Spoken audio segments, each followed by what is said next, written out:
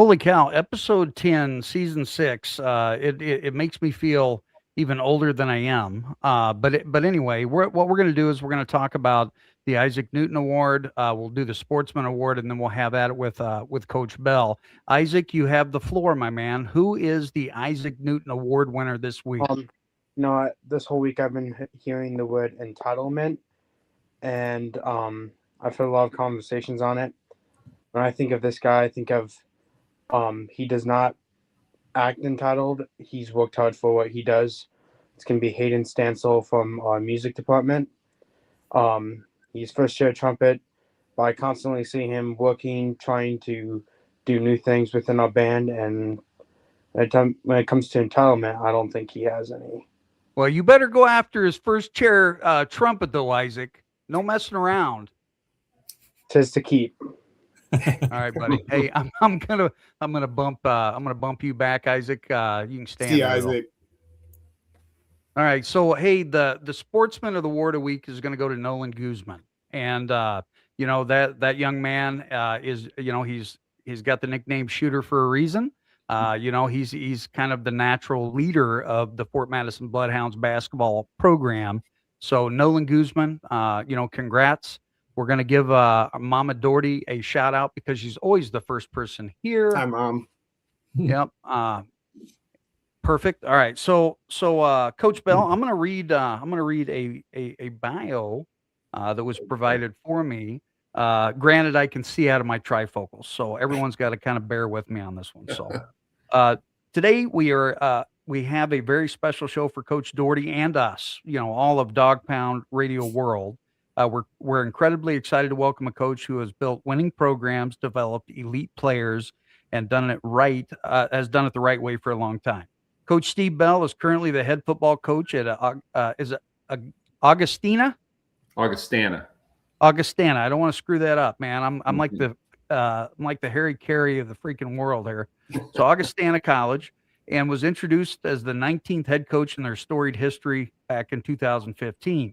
Coach Bell spent 15 seasons as the head coach at Monmouth College, where he built one of the most consistent programs in Division III football. At Monmouth, he compiled an incredible 112-44 record, won 4 Midwest Conference championships, went to the NCAA playoffs 4 times, and was named Midwest Conference Coach of the Year 5 times. When he left Monmouth, he had turned a struggling program into a perennial power. Now, was there tears in your eyes when you left Monmouth? Because I have heard of, I used to pronunciate it Augustina, and I apologize, Augustana World, but I have heard of your university, and they won a lot, right? Right. It, they won 4 national titles in a row, which was the first time that had been done until North Dakota State, I think, won 5 in a row. So amazing, an amazing run through the 80s into the 90s, early 2000s. And then it kind of got a little stagnant. So, we're trying to build it out of that and feel good about it. I feel really good where we're at right now.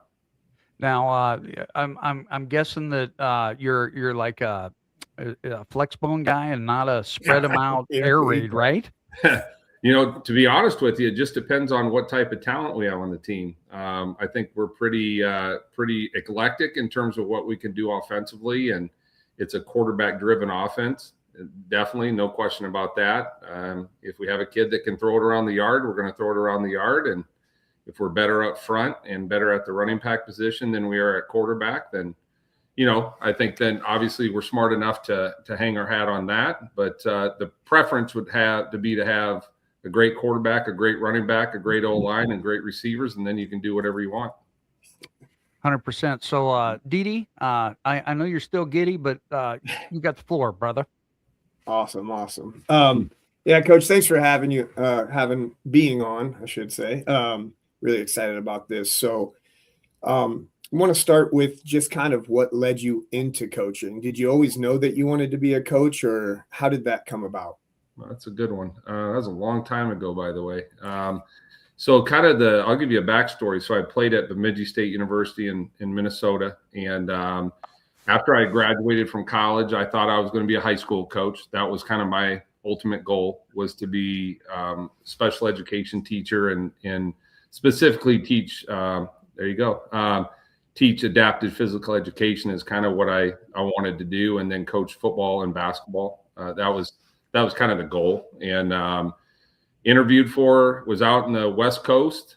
This was back in the early 90s. So I think these older guys on this podcast will know that was back during the grunge era. And I wanted to go out to Washington and Oregon, and that was a cool place to be. And I wanted to coach football out there and basketball. And so I was out there interviewing, and I got a call from my head coach in college, and he asked me if I wanted to be a GA. And I'd never thought about it, never thought about coaching college 1 minute, and took the opportunity. I said, give me a week and let me decide what I'm doing. And I finished my interviews and, kind of ran with it. And I've never coached high school, ever in my career, but ecstatic.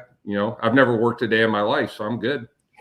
Yeah. I feel like I got to raise my hand because I have to ask this because I am old enough for grunge. All right. Yeah. I know I look younger, right? Yeah. Younger than Ben Fry.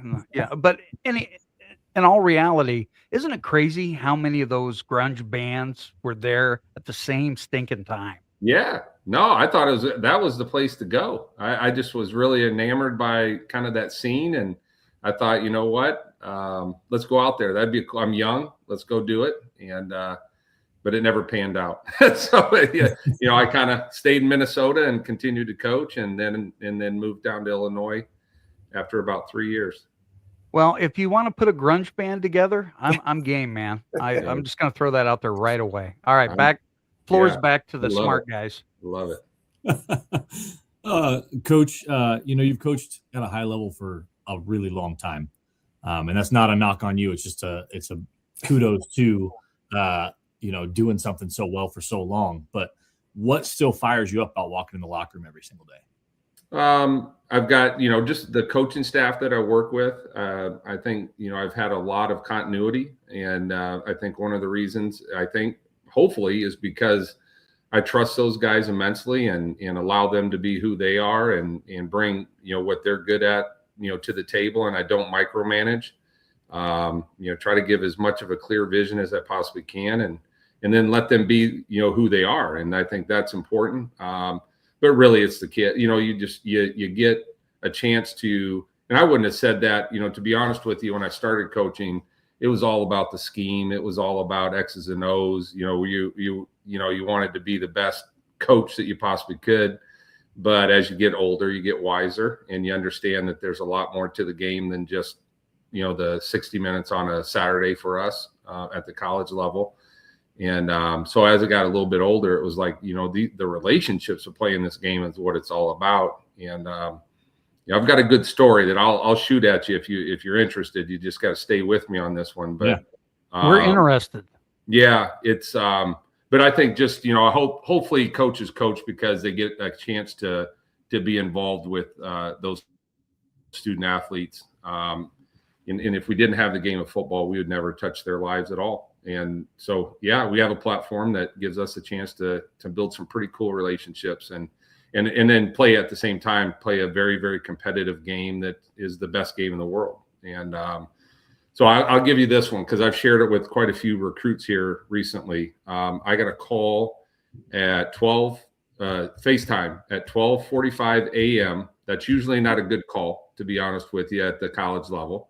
Am I right, Derek? That's not a good call, right?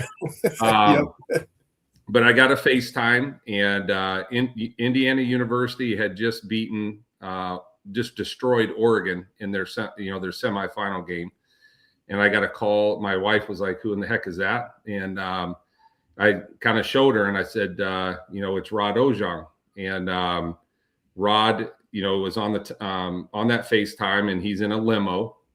And then he flips the phone, and it's Ryan Flanagan. And both of those guys were former players of mine at Monmouth. And for a fleeting 45 to 50 seconds, Ryan Flanagan had come from Nashville to Atlanta to watch his buddy coach in the semifinal game. Rod Ojong is the DB coach at Indiana University. And for that 50 seconds, I can't tell you what was said on the phone, but it was cool. It was a cool moment. It was really a cool moment because he took the time. He had a lot of people he could have shared that moment with, but he took 50 seconds to FaceTime me, and then he flipped and FaceTime Coach Ragone. Derek knows who Coach Ragone is, to share that moment with us. And that's why you coach football right there. Wow. Because that he chose to make that decision at that time. It's not like we don't talk all the time. We do, but I thought that was pretty cool. Derek and Ben, I'm sorry to interrupt you, but that's exactly why I send you 3,432 freaking Instagram reels a day. I'm thinking about you. It all makes sense now, Banks. It makes sense. All right, go ahead. Sorry.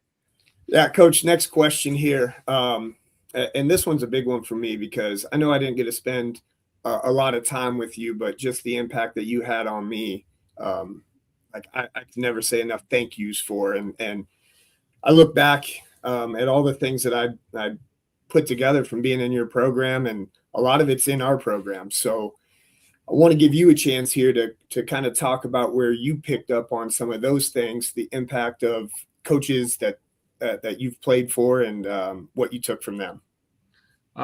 That's a good one. Wow, that's deep. I've had a lot of really good people around me as I got into coaching. It's not me. I mean, this. You were there when I was there. We had 3 coaches that I treated like I thought they were head coaches. That's the way I kind of viewed them. Chad Braun, who's now the head coach at Monmouth College, was my D coordinator, and I viewed him as the head coach of the defense. And then Coach Ragone, who's a crazy man, but he chose to come with me to Augustana. We've been together at 3 different schools for 26 years now, and I view him as another extension of a head coach. And so I don't look at them. I'm up here and they're down here. We can share, and I can steal things from them. I can bounce stuff off of them. And so that was a really neat dynamic for me, having 3. There was only 3 of us that were full-time at that time. And so, yeah, I stole a lot from them, and we talked a lot about, hey, how are we going to approach this? And I valued their decisions, and their thoughts. Many times I let them run with stuff, like Coach Ragone is an idea guy. And so I kind of let him run with it. And, because that's what he was good at. So I just try to stay out of the way at times, and just, kind of be the one that, as long as it's in the vision of who we are, I'm good with it. Does that make sense? But I think that's probably where I've learned the most is, of course, like from an offensive perspective, the one that there's 2 people that I would look at in my career. I haven't coached with them, but I really valued the way they approached what they did offensively. And that, of course, would be Bill Walsh, right? The old 49ers coach, how he approached things, and just the details. And then the second one, to be honest with you, the way that I kind of see myself as an offensive coach, because as a head coach, I called the offense up until 2020. And then I had a coach on my staff that, that was really good. And I was like, I don't want to lose him. I know he wants to be a head coach. He has to be a coordinator to do that. It's pretty selfish of me to keep calling the offense. And I know I have a guy in the other room that's really good at it. And he is really good at it. So selflessly, I said, I got to hand this off. And my wife was like, what are you doing? And I was like, I got to do it because it's best for us. It's best for our team, and it's best for him. And so do I miss it? You better believe I miss it. And I stay connected in JV games. I call the JV games. But at the same time, you got to be selfless. And so as far as my style, I would say Steve Spurrier.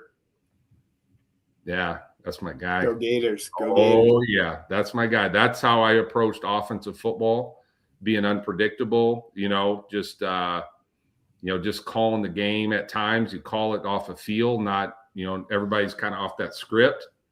And everybody, you've done your work, you've done your homework, and you've done all this, but some people are so mechanical in a game, and it's just, I got to call this because it's on my, and I'm like, that's not the way I call a game. A lot of it's off a feel. And which makes you unpredictable at times because, you're just kind of at times vibing it. And so it worked, it seemed to work pretty good. So, Did you wear the same shorts, coach, that went up to your crotch or not? have you seen my thighs? No, I never wear that. No, never was that guy. I was more Fab Five, loose pants, and so wear Awesome. shorts as much as I can. Yeah. What does a successful season, granted you've had a lot of, winning seasons, but what does a successful season actually mean to you beyond the record? Yeah, that's a good one. And I'm glad you asked that one because I'll tell you what, when I got to Augie, we struggled early. And, partially it was because we flipped the roster. That was a big part of it, that we really out-recruited who was on the roster, except for the quarterback I had, who was a fabulous athlete when I first got there. We knew that we could out-recruit the roster, and so we did. And we ended up playing a lot of really, really young kids that were not ready to play early. And we struggled. Oh, man. I questioned at times, did I forget how to coach football? So but we've straightened that up now here in the last, whatever years. And are we where we want to be? Absolutely not. Are we closer to where we need to be? Absolutely. So it's just a matter of continuing to, kind of stay true to who we are and understand that you've got to recruit well in the college level.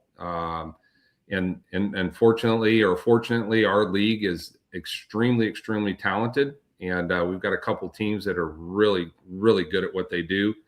And I like that because it forces us to have to recruit differently. So, or you're going to just, you're going to continue to kind of stay where you're at. So we've got to continue to recruit. So it's an interesting equation, but I questioned at times if I had forgotten how to coach football. So, it didn't last very long, but I did. Yeah. And I'm glad you brought up the recruiting piece because, as somebody that was also a D3 guy, like there are so many quality programs in the Midwest for Division III football. Yeah. Like, I mean, this is your elevator pitch for Augustana, but like, how do you separate Augustana from some of those other big name programs around the area? Right. And you kind of have to find what your niche is, right? How do we do it? Well, I think the biggest one is, I'm not even talking about the school, but with our staff, it's relationship based. And so it's not that others aren't doing it. I just think that we do it better. We build relationships with our recruits as much as we can. We're relentless in that. And so I think that really, the kids value that over time. The other one would be that in this region, there's typically not going to be, there's a couple schools, right? And I won't name them, but there's a couple schools, but we're probably going to be the best academic school, or at least in the top two, right? And if it's not top two, it's 1 and 1A. So that part of that piece of the puzzle, unfortunately at the D3 level, 99.99% of the kids are not going to play college football after, or football after college. And so there's a next chapter that needs to be taken care of. And so we focus a lot on that, hey, we're going to coach, our kids love football just as much as the University of Georgia kids do. They just don't have that talent, to play at that level, but our kids are committed to it just as much as those kids are. So we're going to compete our tails off. We're going to play football at the highest level we possibly can. We're going to develop those kids over the 4 years to the nth degree. But at the end of the day, you're going to walk out with an Augustana degree, and that matters a lot because our kids typically do not interview for jobs after graduation because they're getting jobs way before they graduate from college. So, so that's a big one for us, because that's a big selling point for moms and dads, especially when they're seeing all these people on TikTok that are complaining about debt, can't find a job, kids in the basement. You know what I mean? He's interviewing for 100 jobs. Well, you're at the wrong school. You're at the wrong school because that's not Augustana. So that's a big one. What are the two most important traits that you go out and recruit? Like when that green light goes off. What are the two big ones? That's a good one. How important is football to them? Right. So the kids that we recruit, typically academics are going to be a huge piece. So we already kind of know that one, right? We don't recruit kids that can't get into school here, and we don't recruit kids that can't succeed at Augustana. So we already know that part of the equation before we get to it. A lot of it is how important is football. Are you a football player, or do you play football? Is football number 2, or is it 1A? Because we want the guys that football is a 1A. It's not taking a back seat. It's just never at Augustana is it ever going to be number 1. Academics will always come first.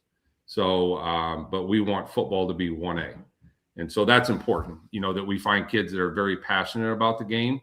Because it's a lot of hard work in college. I mean, it's hard work in high school, but it's really jazzes up in college. The volume of time, the amount of film that we watch compared to high school is exponential.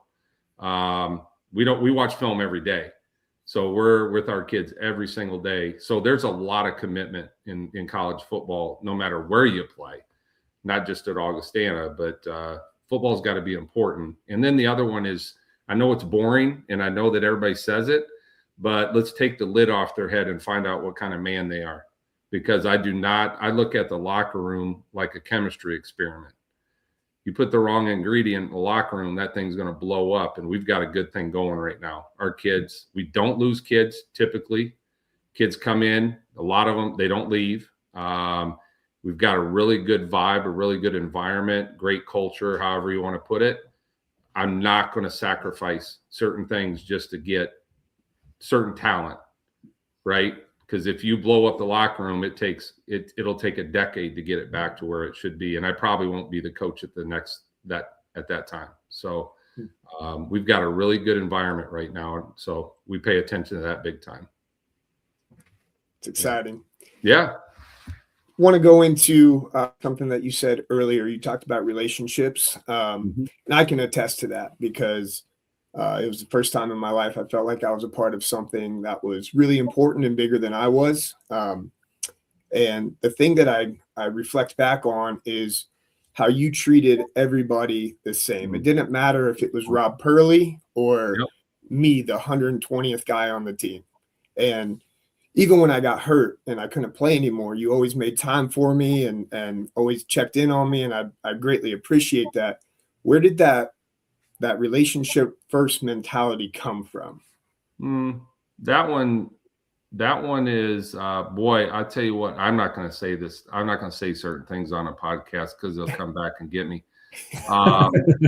There's a lot of stuff that's said in the recruiting process.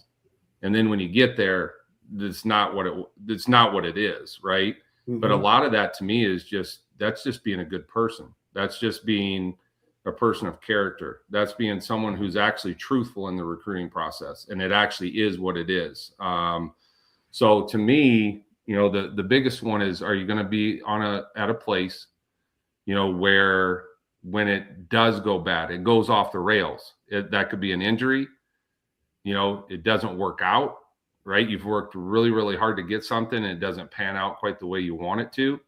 Do you have people that'll pick you up, dust you off, give you something positive to move forward?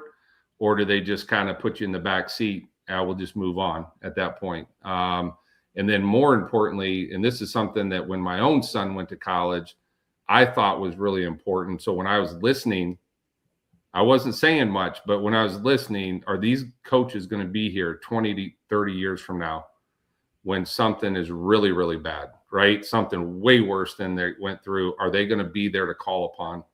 And so that's where I think we excel. That's where I think we excel, is staying connected, staying part of their lives, right? I just went to a Monmouth reunion this past, of a group had a reunion. That was so awesome to see those guys. I mean, I haven't seen those guys for, some of them 10, 12 years. And it was cool. I mean, it was like we're back, in 2008, awesome. Talking about the same stuff. You know what I mean? They were the same dudes. They're just older and looked older, but it was fun. I mean, that's why we coach. I mean, it's, we just get to do it with the greatest game that's out there. So, but how do you treat your everybody's going to treat the top of the roster really well because that's your starters. How do you treat the middle and the bottom? because I'll tell you what, that says a lot about how do you value the kids that are developmental. We actually have specific practice times in the middle of practice, and we only practice now, Derek, for this is way different than when you played. We're only on the field at max 100 or an hour and 40 minutes. Wow. Right? And we're building in 15 minutes of what we call Devo periods into that hour and 40 minutes. We got a lot to do with the starters. So, but we're pulling everybody off the field, and it's Devo time, and we're developmental time. And it's not at the end of practice. It's in the meat of practice. So we do value those young kids. And That's awesome. you know, that's why we haven't lost JV games for I don't even know how many years. We rep those kids during the year, and they get developed. And you know, I don't want to lose Michael Jordan, who's at the bottom of our roster, and who knows what that kid's going to be, right? You never know. Right. Yeah, you just never know. So it's important. But I'll tell you what, a lot of stuff said in the recruiting, and it ain't true when you get there. That ain't who they are. But we are who we are. And so that's my biggest pitch, Derek, is I tell them who you see today is who you'll see in 2 weeks when you come back for an overnight. Who you see on your overnight is exactly who you're going to see when you walk in day one. Who you're going to see when you leave as a senior, and then 20 years from now, we're the same people. So, I've gotta dig in because I have a perspective. Yeah, Banks has a perspective. It's amazing. I call it the Stripes perspective. If you've seen the movie Stripes, oh yeah, and you see the two One guys, of my they're going favorites. in. Yeah, you see those two guys, they're going in and they're saying, "Oh yeah, it's going to be really great." Yeah, I think Weichert told me a story about Graceland, Lamoni, Iowa, how there were some Chicago kids that had never been out of Chicago. And you, Coach, you probably know where Lamoni's at, right? Oh yeah. Culture shock. Yeah. Sorry, I didn't mean to interrupt the good-looking people in the room. Yeah. Hey, Banks, you want to pull up Cal's mom's question? I thought Yeah, that was a good well, one. Yeah, it was Statement. more just a statement, but yeah, it was awesome. So just another little shout out, Yeah. to what you guys are doing over there at Augustana. Yeah. I appreciate it. Who wants to read it? I have trifocals. Go ahead, Ben.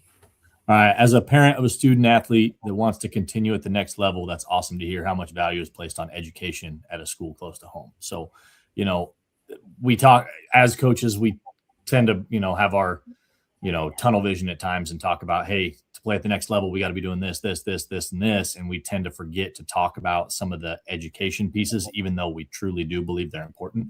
It's not necessarily that we, devalue them. It's more so that we have like you said, you have a finite amount of time during the day, an hour and 40 minutes of practice where you're going to worry about football stuff. And then you have to find a way to also worry about the 8 hours they just spent in class all day. So that's huge. Yeah, it's and you can't put it on the back burner. That's the thing. It's got to be on the forefront.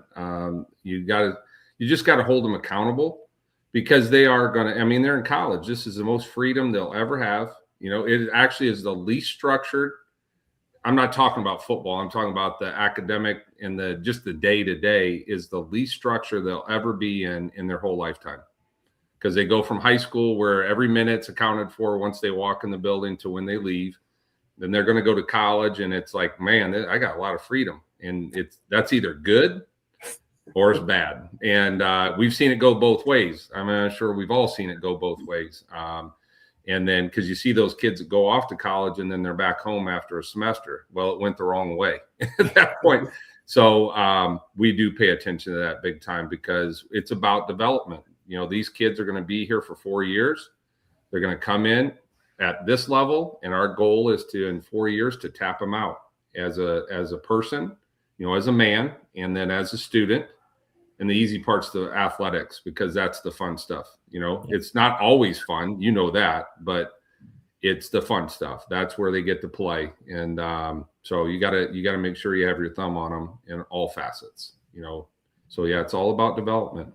For sure. Now, Coach, I'm sorry, I'm jumping in. Sorry, guys, because sometimes I think off the cusp, and I have a good question occasionally, right? So the NIL that we're seeing kind of blowing up Division One, right? Are you seeing like, is it easier to get you know what I mean, your athletes today that might have been a Division Two, Division One kid with the NIL and all that stuff that's blowing up Division One?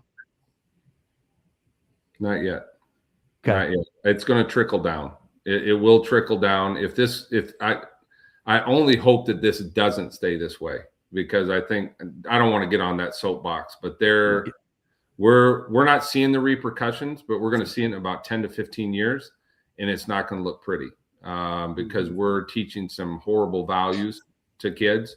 They're going to lose everything that we're talking about right now with relationships are going to be gone. You know, thank goodness my son was the last era before the NIL truly hit home. And so he was just in South Dakota. He played at the University of South Dakota and was done in 2024. He just came back from a pheasant hunting trip with his buddies that he stayed in college with that whole tenure, right? And they just went on a trip and he just got back tonight. That's gone.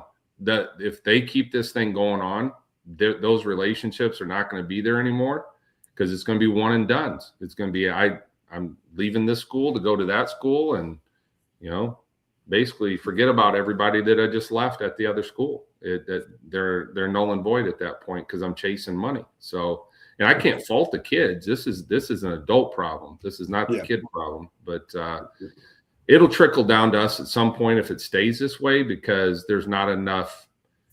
They're not recruiting high school kids as much anymore. You know, I've got a running back that should be at the high, you know, FCS level that we're recruiting, and there's no way we should touch this kid. Yeah, but he's listening because he's not getting the attention he should be getting, and he should be getting it. You know, knowing what that looks like, he absolutely should be getting it. But they're not recruiting high school kids as hard as they used to. Yeah. So yeah, it'll fall down to us at some point. Okay, Coach, what have you learned about young men over the years that you didn't quite understand when you first started coaching? Wow. That one's wow. They're no different today than they were when Derek played. The kids aren't any different. They all want the same stuff. I hear the same stuff now that I heard back in 2000, 2001. They value there's a couple things I'll kind of say that they're saying more often now but they value a team structure more than they value themselves. Most kids, not all, but most kids value being part of something bigger than themselves. They want a culture that is going to help develop them, right? In all facets, not just as an athlete, but in all facets.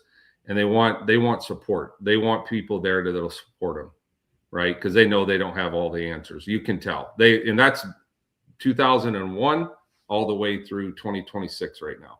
They're all saying the same things. That they just may say it differently. They probably add a bro in there, or something like that.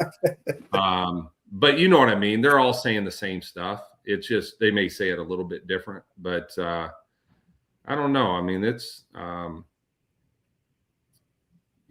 like our team right now. Our team's special. I mean, it's the way that our kids connect. It's no different than when I was at Monmouth and we were really good. It's no different. Our kids, they work hard. They want the same stuff. They love their teammates, right? They will go and they'll die for their teammates, right? And they will bust their chops when, and then they'll give them a bunch of what at the same time where they're, they'll give them a hard time. And that's no different than it was in 2001. So and I love that answer because, you hear a lot of people say, well, the kids today are just different. They don't, they're not built the same as they used to. Like, that's false. They are. No, they have different experiences that, you had growing up. Like, they're no different. They're still kids. They're still young adults, all that kind of stuff. They're very impressionable. They're very impressionable. And they want someone to love them and then drive them and push them. Now that you may have to figure out how to do that today compared to 20 years ago, that might be a little bit different how you push those buttons, but they still want it. They Now- still want you to. Yeah, I think now there's just more noise. Like you can get on TikTok or whatever and see a million different coaches showing a million different drills, and it Mhm. looks different the way they're doing it when your coaches are doing it the exact same way, but it resonates through a video rather than your Sure. coach talking. 100%. Like, Yeah. You just got to figure out how to get to them. You just got to figure, but that a lot of that's just getting to know the kids individually and what buttons you need to push. But that's no different than 30 years ago. You can't treat them all or coach them all the same. And that the bully tactics didn't work 30 years ago, and they maybe they did because it was fear, but we don't choose to do that. So it's just treat them like men and hold them accountable when they fall short, and they should do the same to us too. I'll call a spade a spade. I screwed up, whatever it is. Whatever that situation dictates. Yeah, I got to throw out there, I remember when I called Coach Roger Campbell, dude, and he made me run, Coach. He made me, I was, he hurt my damn feelings, but What a mean guy. I mean, come on, man, I just called you dude. Yeah, That probably wasn't a good choice, but hey, no, you love them. They're all different. That's it. And they all have their own little quirks, and you got to figure out what they are. But so do we as coaches. So do we. Very true. yeah. Do you want to ask Owen Huffman's question? Yeah, I'll ask it. So Owen's a kid that played varsity ball for us. He's a sophomore, going to be a junior. Really good kid, really into football. He's asking you the best way to offensive game plan for an opponent. Woo. Oh boy, that's about, if you had 20 different coaches, you probably would have 20 different answers. How do I do it, or how? Yeah. A lot of film, but really for me, it's what consistencies or what tendencies do you get on how they line up to formation? That's a big one. What's their front structures? When you put a nub tight end versus, a tight end with a trips look, what kind of front structures are you going to get? And so I always look to find in the run game, how are we going to be able to run pin and pull? That's the way I always approached it. In the run game, I want to run pin and pull first. I'm going to find that formation or formations that are going to allow me to run pin and pull. And then you excited? I'm so pumped. Yeah. So that was always the way I did it. I can't tell you that that's the way Coach Jones does it, but the other one too is I always looked when I watched film was how am I going to be able to throw the ball effectively, right? So what looks am I going to get where I can get consistent looks formationally to get a really strong bead on what you're doing in that formation so I can throw the ball first. The run game to me was always simple. I could, I knew what we were going to run. I could find that formation, those formations to be able to run the ball the way I wanted to run it. But I was always going to find out first, how in the heck can I throw the rock on you first, right? Because that was that was what I looked for, typically was, okay, how can we throw our play actions? What can we do? How can I get you to change coverages with motions? Kind of give our quarterback tells and what you're doing coverage wise to throw the ball. And then the run game to me always was secondary because we were going to run the ball, but to me that was easy to get the run structures that I wanted to get. You know what I mean? So, but the RPO game has changed it, and crazy flashbacks for me. I swear to you, I still have the notebook from the class I took, Football 101 with you. Yeah. And man, I went through, now it's all on Huddle, but how you taught us how to break down film, everything. I have all the columns in there, what you look for. Yeah. That's how I operate. And that's awesome hearing that. Yeah. And everybody's got their own little way of doing it. There's a lot of people that are very data driven, right? Like I want to see the data, but I trust my eyes, and I'm an old school guy. So I don't look at a spreadsheet. Everybody does that. They plug in all film tendencies, this, that, and the other. Mhm. Well, I've watched the film and I take notes and I jot down notes and I have my pad here. So I know that's old school. And some of these guys are, like, what the heck is that? But that's how it hits my brain. So everybody figure out how it hits your brain to be able to know what the tendencies are. It doesn't take me long to be able to tell what a defense is doing and why they're doing what they're doing. And then when I see it I can't tell you how many epiphanies I've had on the field when I see what you're doing on the film, and then I see it play out on the field, and then the next play it's a touchdown, right? Because I knew exactly what you were trying to do. Just you think back to those moments when that stuff happens, and you see it on the field in real life, and you're like, well, that's exactly the way I saw it on film. And that's why what we just did worked really well against it. So it's just everybody's got their own way of doing it. So I can't tell you that my way is the best way. It definitely isn't. There's a lot of other ways to skin a cat.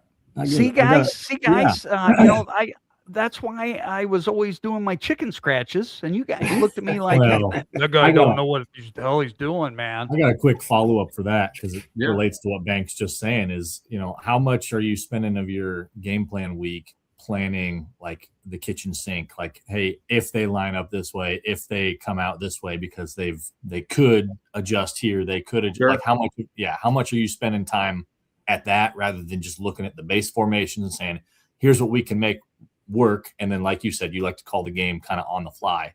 How much of that on the fly doing are you doing during the game rather than planned?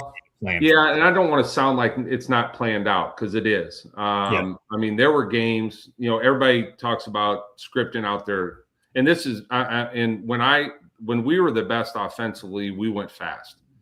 So like, who was it? Who was playing? UW River Falls won the national title at the Division III level, and tremendous. Their quarterback was top gun offense. Tremendous player. They attacked it a little bit different, but they went very high tempo, right? And they were, you heard them talking about, clipping at 80 plays a game, which is unbelievable.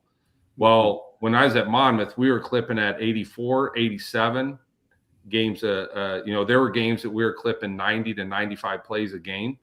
So we were way faster than they were in their Top Gun, and it's very difficult. And I would script out 50 plays. I'd script out the top 50. Like I had it all mapped out. This is what I want to run, and I'm just going to roll through it. And the only thing that ever threw me off was when we had hit a third down, that call that I had didn't correlate with what that third down call was. So I'd have to go off script. But there would be many, many games where, so we could go fast. I would compromise. You know what I mean? I wanted to run this. I knew I wanted to run this. I knew this formation was going to get this. And so we would map out 50 plays, and we would get through that 50 plays, and I'd roll into the third quarter and say, okay, we're staying on script. It's working. So we're going to stay on script. Boy, you've had the other side where it isn't working. So it's just really kind of how you go about your business. There's no answer to what's the right way to do it. Everybody's got their own little way of doing it. So just be cognizant of what's, and I didn't call off the cuff all the time. I mean, it was very organized, in terms of what I was calling. So I just envision you back there kind of drawing crap in the dirt. No. Okay. It was very organized. It was very, very organized. And the key is it doesn't matter what I know. It's what the players were able to execute. And I thought we were I don't want to say we were simple, but we were pretty simple. We hung our hat on certain things, and then we would spice it up a little bit different formationally, personnel, motion. We didn't motion a ton back then, but we thought our tempo was kind of our deception. Yeah, it was good times. We weren't very difficult, but we were very efficient. So, yeah. And we tried to do that at Augie too. At least in the beginning. But you just basically kind of find out who your really good players are and try to get them to rock. Yes, sir. Yeah. that was we just had some awkward silence, so I apologize, listeners. It's Derek Doherty's. Hey, we're going to go into some program building and leadership. So when you took over Monmouth, they had been struggling. And by the time you left, obviously one of the most premier programs out there. I'm very biased there, but I think the records speak for themselves. What were the non-negotiables that when you guys stepped in and said, we're going to change this thing, what were those non-negotiables? Outwork people. I think that one's kind of cliche, but I thought, Coach Braun did a tremendous job in the weight room with the guys. And so I thought we changed bodies. We changed because you got to think about small school, small town. You're not going to get a lot of large population, school Chicagoland kids to come to a small school in a small town. So we attacked it, recruiting every single best player at every small school 1 through 4A. That was the philosophy back then. They may have changed that now. Chad may have changed that. But that was our philosophy when I was there, is we're going to try to recruit all these great small school athletes. But we also knew that kid played football, basketball, wrestled, track, baseball. And so he had been underdeveloped physically typically because he never really had a time to kind of hone in on the weight room. So we just, that was a non-negotiable. We're going to recruit the heck out of these great athletes at the small schools and really attack it and do a great job with development. The other one is treating kids right.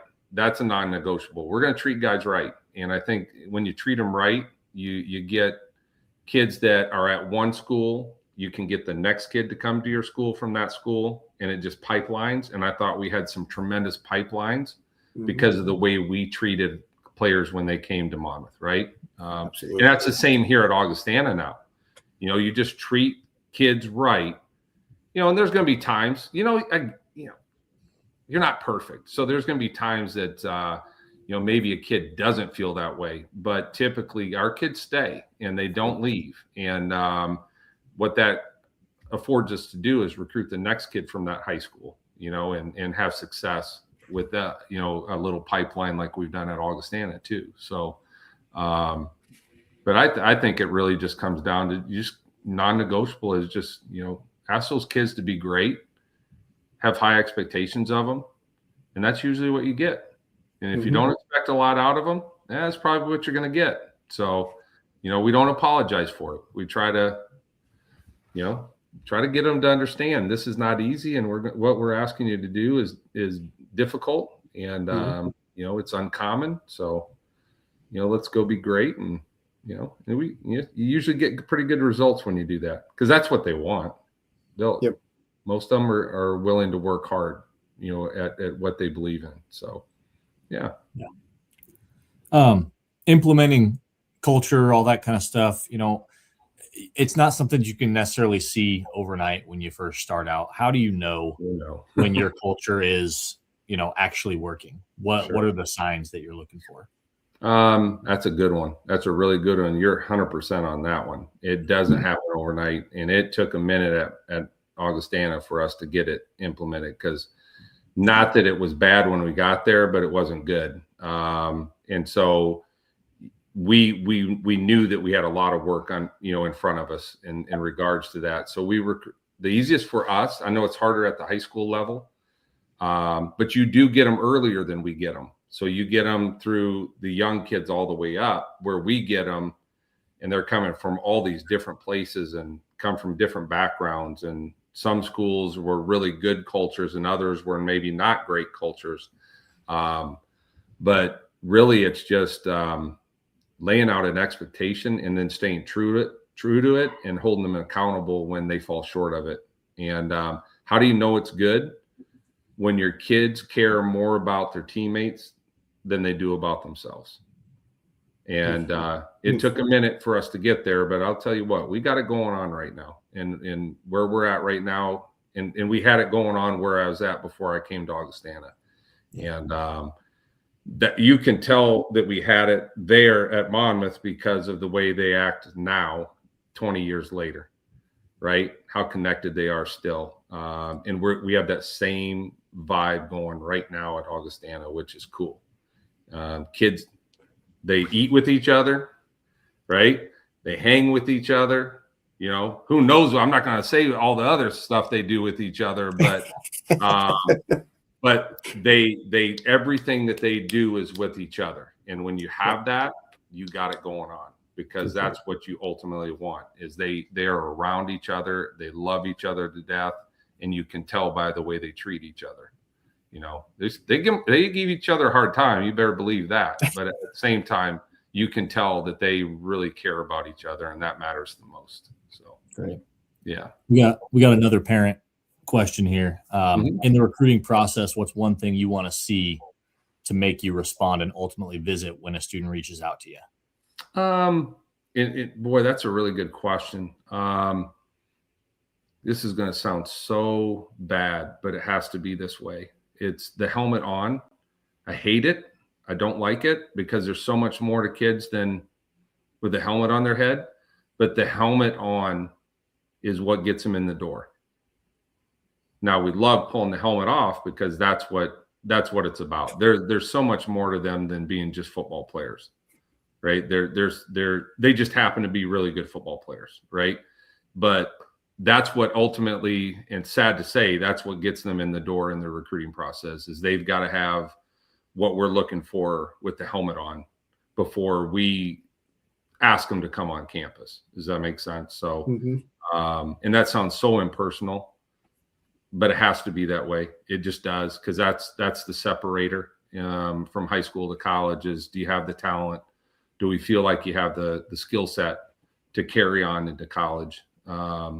Is it what we're looking for at that moment in that year? You know, there's certain positions that we recruit really hard year to year, and certain positions we don't recruit really hard year to year, because we kind of are set up right at that point. So I hate that, because there's so much more to kids than just football players, right? Well, I guess I have how much are those little recruit me forms that kids are filling out and, you know, coming to your page and putting in those questionnaires? How much are those getting, like, how important is athlete contact first? Like them kind of opening the door for you. Oh, guys that's an awesome question, because that's different. That's huge. It's huge. It's huge. We have systems that we work through to make sure that we can get to gather names, right? To gather film. Film's easy nowadays. You know that. It's easy to evaluate a kid. It takes 10 minutes to be able to watch a kid's film and say yes or no, right? That's what we're looking for. We're not recruiting that position maybe this year, is hard. So we've already got someone in tow at this point. We don't want to really recruit another kid at that position. There's some high volume positions year to year but I think the student athlete that's probably the best thing they can do, is to be patient, but be very persistent, if that makes sense. Be patient, because it takes a minute. It's not going to happen like that.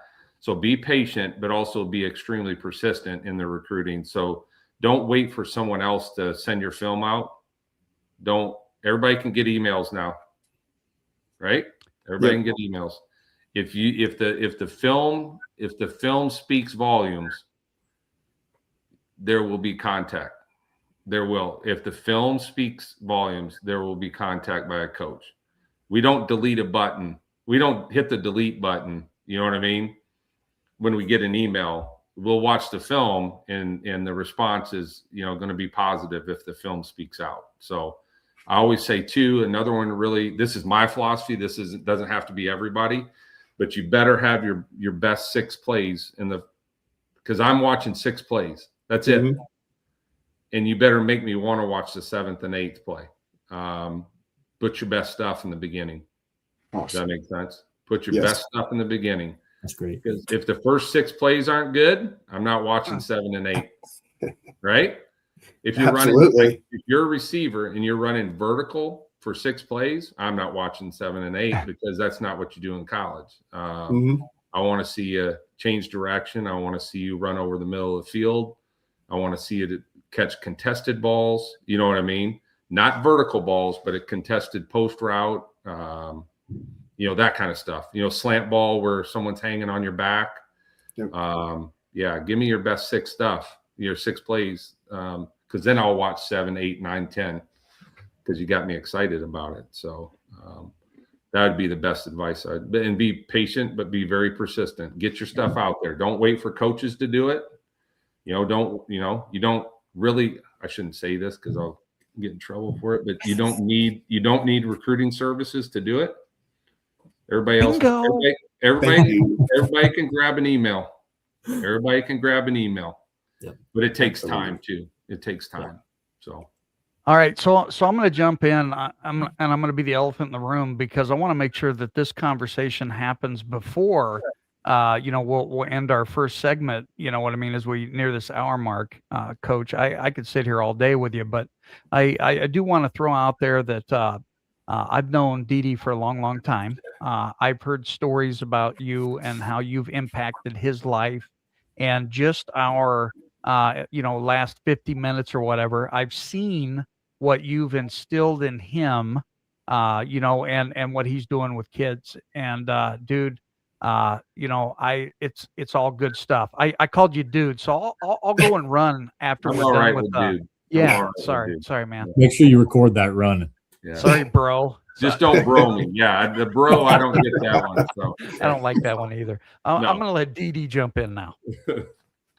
Yeah, I mean, obviously this was a really big moment for me, and I guess it's my chance to, all these years later, just really thank you for everything that you've done for me without even probably knowing it. And I think that that's awesome. And I've made it my life mission to hopefully have the same impact on people that you had with me. And again, I think it's an interesting thing because I was never a dude. I was never I wasn't with you for a long time, but man, what I took away in that short amount of time was truly life-changing. And I can't thank you enough for that. And I think Banks and these guys, they've heard this story before. I know our players that are listening, they've heard it.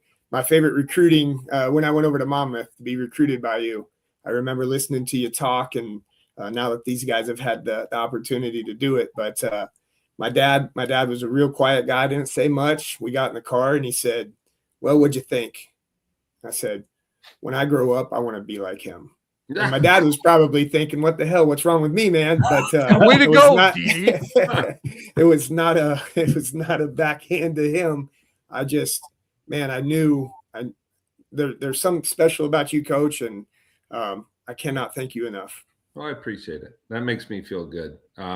It's just about being a good dude, I'll use dude. He Be a said good dude. That's it. And be real. That's the thing is there's nothing fake about it. I appreciate what you're saying, and that in that short period of time that you felt that way jumping in the car. And that's what I hope is that kids see that, I can at least relate to that 56-year-old guy, right? Now we got some young dudes on our staff, right? That they get the music. I get it too. I'm cool, but at the same time, I think just be real with people and just understand that, hey, this is what if you come to this school, and it may not fit what you're looking for, but if you come to this school, this is what you're going to get, and hopefully that resonates with with the kids and the parents. I think you're shooting low when you said that you wanted to be like me. So I appreciate that. I appreciate it, but I think you're shooting low. Not at all. But no, it's just be a good person. And I think if you show that the kids matter to them, that the players do matter to you, you won't get them all, but you'll get a lot of kids that will want to come play for you. Right. So you've obviously done a great job with that, but a lot of it's intentionality too. So you'll be great with the kids and the players because you want to be great with them, right? It's not fake. It's not, it's real. So that's, and I think people see through stuff that's not real. I really do. Yeah. And that's why, hey, unfortunately, that's why the portal is what it is right now, because there's thousands of kids that got snowballed in the recruiting process. Like the coaches weren't truly real with them the whole time. Like, dude, you are not playing as a freshman. Don't even think about it. Right. Yep. It's not going to be that easy the way you think it's going to be that easy. It's not that you can't, but it's not going to be easy, and there's very few that do. So let's just be real about this. Let's develop for a year and then give you a shot as a sophomore to be a starter. I'm not afraid to tell kids that, Yep. because I don't want them thinking, oh my gosh, I'm going to come in, and then that blows their mind when they don't play right away. Let's be real. And if you're good enough, and if you figure it out fast enough, you will play. Yep. But let's be real though. Okay. And I think that's why you're seeing so many kids jumping in. Someone wasn't real with them. Right. So thanks for saying that though. It makes me feel good. Well, do you have any special shout outs, Coach, that you want to send out there? Well, actually, there's one more question, and it's from a defensive guy, Colin. so I'm going to let it happen. Okay, that's a good one. All right. Okay. All right, so I'm going to let Ben read that though. All right. What's your approach on player-led player leadership in position groups, and how do you manage that when those personalities clash when the group comes together? Well, that's a good one. I do know this, that player-led teams are the ultimate team, right? Coach-led is not what you want, right? Those are pretty average teams. No leader, you're going to be awful, right? So we talk a lot about this. We want player-led teams. We want teams that have positional leadership, overall leadership, right? Everybody thinks captains are the only leaders on. No. I want there to be so much leadership you can't tell who the top leaders are, right? There's so many kids that are willing to lead in different categories, be it positionally, be it holistically as a team, be it weight room guys that are really great leaders in the weight room. They might not be great leaders on the field, but they're really good in the weight room type guys. But I can't tell who the captains are. Does that make sense? Absolutely. Captains to me are basically the voice of the leadership within the team. That's how I look at it. So, now what was the question with the conflict? Because when their personalities don't necessarily, their personalities clash. How do you make them come together? Within the team structure, or within the team structure, or within the positional? I think when they come back. Yeah, I think it's when you have your position group separate, they're great, but then when they come together, the personalities of each position group kind of clash. And I think there's got to be a lot of work that's done off the field. We do a lot of leadership training with our players. So right now, Coach Ragone, who's our associate head coach and offensive line coach, takes all the freshmen and does leadership training he takes the sophomores and he does leadership training. Coach Jones takes the freshmen as they're going to rise up to sophomores, and we teach them how to be a leader, right? So we have a process and a method that we teach them at that moment where they're at and how they can lead within, being a freshman, and what that looks like and what we expect it to look like. And instead of just hoping, that, you have good leadership when they become seniors. So we do that from freshman to sophomore year, from sophomore to junior year. And then I take the juniors that are rising as seniors, and we teach them. We have kind of a progression through their 4 years so that we have great leadership within the position groups. But it's also interesting too. You find out real fast when you do that stuff who people look to as the leaders of the team, right? Like, and there's some guys that throw you off. You'd be like, really? But it's just the way they go about their business. It's the way that kids respect the way that they work. You know what I mean? A lot of it, many times, is how they connect with their teammates. Are they willing to connect deeper than just friendship? So yeah, it's interesting. Conflicts, hopefully you can work through those before you even get to the season, right? That you're all unified on the same page. You want different personalities. You don't want a bunch of robots, but you also have to understand you got to work together and for the common good of the team. And so you have to put the personality conflicts aside and say, okay, what's the direction that's best for our football team, right? It's not always going to look perfect. I don't have all the right answers all the time either. Mistakes are going to be made, but you have to be willing to put personalities aside, and the team matters the most. Bo Schembechler, if you remember Bo Schembechler with what he always said, team, right? It was all about the team. It's all about the team. And if you can ingrain that in their head, our mantra is family, and the acronym is forget about me, I love you. So it's not about me. It has nothing to do with me individually. It has nothing to do with, that person individually. It's all about the guys to the right, left, front, back.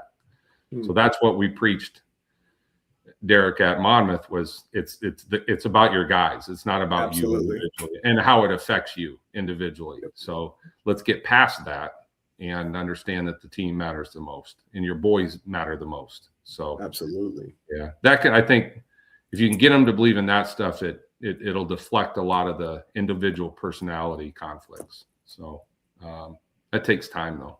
It takes time. Yeah.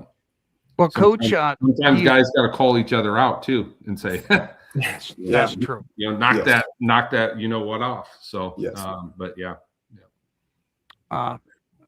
Do you have any shout outs you want to stick out there, Coach? I do. Okay. Couple of them. My wife, I would not be able to, Robin, I would not be able to do what I have done or will continue to do without the best coach's wife in the world. My son was born 10 days before my first 2 days as a head coach. And, I had a daughter that was born in season the week of Game 5 in 2004. And our daughter was at the game that Saturday. You know what I mean? She was born on the Wednesday and then was at the game Saturday. So my wife, Robin, unbelievable. And then every coach that I've ever coached with, because I'm talking to you, but I shouldn't be talking to you. This is every coach that I've had. I don't look at myself as a head coach. I just look at myself as my office is down at the end of the hall, but everybody's head coach, right? That's the way I kind of view it, of their position or whatever it may be. So everybody's got the same voice as I do. Didi, Ben, I think I might have one more year of eligibility. Should I send him my tape? Yep. That run that you're going to do, send it to him. I was going to say, do you have 6 plays? Hey, just he doesn't have 6 in him. Nope. Dude, I had my 4th friggin' stroke. I'm just messing with you. All right. So, hey man, we appreciate having you on. Stay on here just, as I end things tonight, but, man, it was truly a pleasure, to meet the guy that, has spawned, Derek Doherty. And, hey, Mitch, Derek still wants to be like Coach. But no, in all Both reality, man, yes, tonight awesome. was great. This week, Dog Pound Radio, we're going to have some interviews with some women wrestling tomorrow. Tuesday, we're going to be at Burlington. Hopefully the interwebs will subside and we'll be just fine. Thursday, we'll send off the girl wrestlers. We're gonna be in the mat room, interviewing the varsity boys that are going to be heading towards districts on Saturday. Friday, I'm going to be broadcasting HTC basketball. Saturday, I'm going to be in Centerville, and hopefully we're sending a lot of kids to state and eating George and Nick's pizza. That's it for us, the Coach Show. We're out.